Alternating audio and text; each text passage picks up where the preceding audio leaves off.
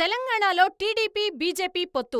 ఇటీవల ఆజాదీ కా అమృత్ మహోత్సవ్లో భాగంగా ఢిల్లీ వెళ్లిన టీడీపీ అధినేత చంద్రబాబు నాయుడుని ప్రధాని మోడీ ఆప్యాయంగా పలకరించటం, వారిద్దరూ కాసేపు విడిగా మాట్లాడుకోవటం అటు ఆంధ్రప్రదేశ్, ఇటు తెలంగాణ రాజకీయాల్లోనూ ఆసక్తికర అంశంగా మారింది.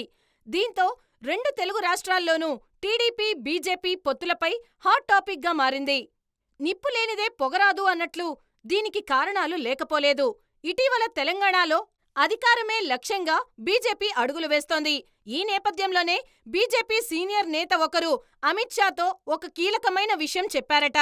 తెలంగాణలో అధికారంలోకి రావాలంటే ఆంధ్ర సెట్లర్ల ఓటు బ్యాంక్ కీలకంగా ఉంది అని, దానికి ఉదాహరణ జీహెచ్ఎంసీ 2018 అసెంబ్లీ ఎన్నికల్లో పార్టీలకి పడ్డ ఓట్ల శాతానికి ఆ నేత అమిత్ షాకి గణాంకాలతో సహా వివరించారట.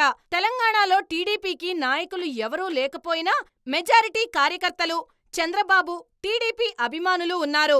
వారంతా మెజారిటీ వర్గం రేవంత్ రెడ్డి వైపు ఉండగా, మిగిలిన వారు టీఆర్ఎస్ వైపు ఉన్నారు. కేసీఆర్ ని గద్దెదించి తెలంగాణలో అధికారంలోకి రావాలంటే టీడీపీ అధినేత చంద్రబాబుతో ఒకంత సఖ్యంగా ఉండాలని బీజేపీ పెద్దలకు రాష్ట్రంలో బీజేపీ సీనియర్ నేత ఒకరు చెప్పారట.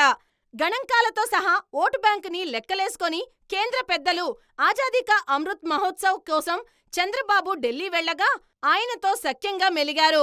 అమిత్ షా తెలంగాణ టూర్కి వచ్చినప్పుడు జూనియర్ ఎన్టీఆర్తో కలవడం, ఇలా తెలంగాణలో టీడీపీ పోటీ చేయకపోయినా బీజేపీతో కలిసి పనిచేద్దామని, దానికి బదులుగా ఆంధ్రప్రదేశ్లో టీడీపీకి సహకరిస్తామని ఢిల్లీ పెద్దలు చెప్పినట్లు గుసగుసలు వినిపిస్తున్నాయి.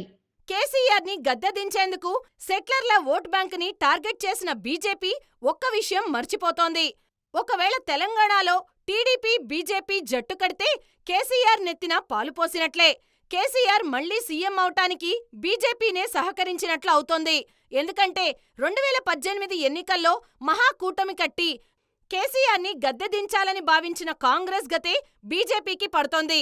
2018 ఎన్నికల్లోనే కేసీఆర్ గెలవటం కష్టమని మెజారిటీ వర్గాలు భావించాయి. అయితే మహాకూటమి తరపున ప్రచారం చేసిన చంద్రబాబుని బూచిగా చూపించి మళ్లీ తెలంగాణ సెంటిమెంట్ ని రెచ్చగొట్టి కేసీఆర్ సునాయాసంగా రెండోసారి సీఎం అయ్యారు.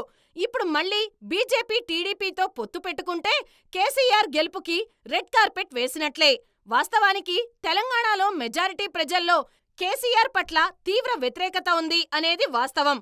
ఇప్పుడు టీడీపీ, బీజేపీ పొత్తుతో ఎన్నికల బరిలో దిగితే ఇప్పటికే ప్రధాని మోడీ బీజేపీలపై విరుచుకుపడుతున్న కేసీఆర్ చేతికి బ్రహ్మాస్త్రం ఇచ్చినట్లే.